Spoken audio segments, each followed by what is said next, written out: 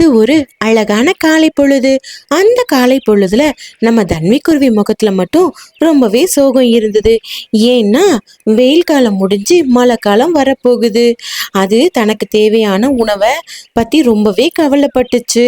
அது நினைச்சது, ஐயோ, இந்த வெயில் காலம் முடிஞ்சிருச்சுன்னா நான் உணவுக்கு எங்க தான் போவேன்? நான் வேற எந்த ஒரு தானியத்தையுமே சேர்த்து வைக்கலையே.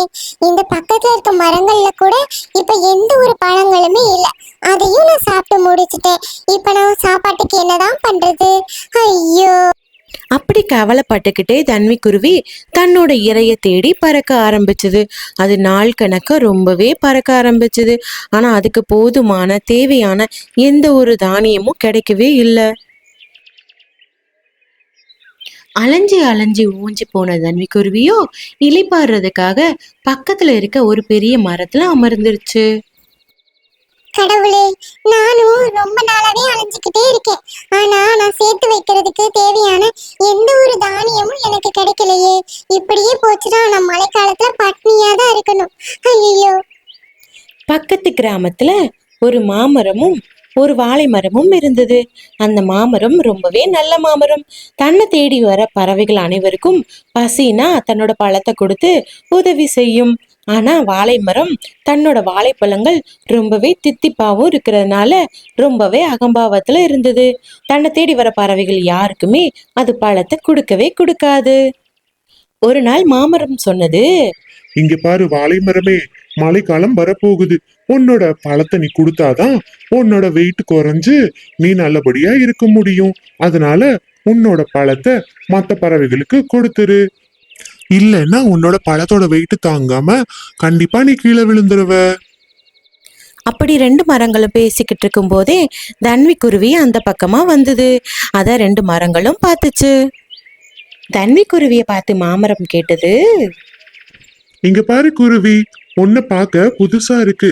இந்த இடத்துல நான் இதுக்கு முன்னாடி உன்னை பார்த்ததே இல்லையே. நீ இதுக்கு முன்னாடி என்கிட்ட பழம் வாங்க வந்த மாதிரியும் ஞாபகம் இல்ல.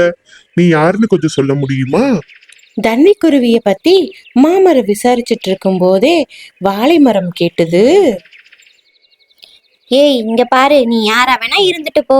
ஆனா எங்களோட பழத்தை தான் கேட்டு வந்தேன்னு சொன்னீன்னா நடக்கிறதே வேற. நான் என்னோட பழத்தை யாருக்குமே கொடுக்க மாட்டேன். இதை கேட்ட தன்விக்குருவியோ கெஞ்சி கேட்க ஆரம்பிச்சது.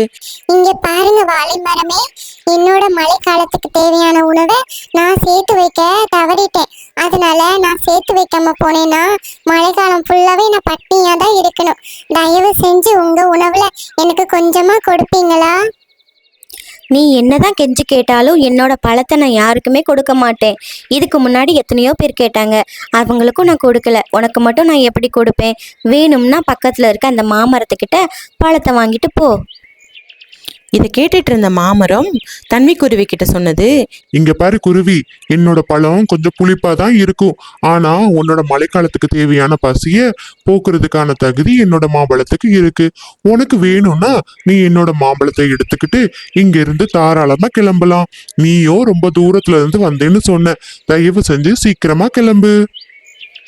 மாமரம் சொன்னதை கேட்டுக்கிட்டு தன்விக்குருவியோ மழைக்காலம் வர்றதுக்கு முன்னாடியே தன்னோட கூட்டுக்கு கிளம்பிருச்சு.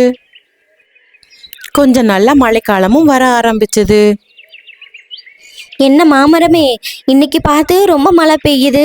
என்னோட வேர்கள் வேற கொஞ்சம் கொஞ்சமா லூஸ் ஆகிக்கிட்டே இருக்கு. இப்படியே இன்னும் கொஞ்ச நேரம் மழை பெஞ்சதுன்னா கூட நான் கீழே விழுந்துருவேன். தயவு செஞ்சு என்னை பிடிக்கிறதுக்கு நீ கொஞ்சம் உதவி செய்ய, இல்லைன்னா கண்டிப்பா நான் விழுந்துருவேன். வாழைமரம் இப்படி சொல்லிக்கிட்டு இருக்கும் போதே திடீர்னு அங்கே ஒரு பெரிய புயல் வர ஆரம்பிச்சது. அந்த புயல்ல வாழைமரம் சரிஞ்சு கீழே விழுந்தது. ஐயோ, நான் கீழே விழுந்துட்டேன். மாமரமே, நீ என்னை எப்படியாவது காப்பாற்ற மாட்டியா?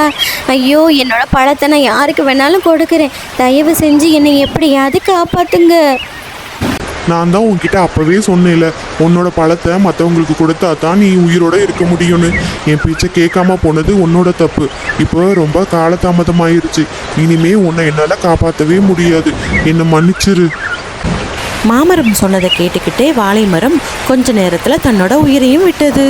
இதிலிருந்து நாம் என்ன கற்றுக்க போகிறோன்னா, தேவைக்கு அதிகமானதை நம்மக்கிட்ட வச்சுக்கிட்டா அது எப்போவுமே நமக்கு ஆபத்தாக தான் முடியும். சில நேரம் உயிருக்கே ஆபத்தாகும்.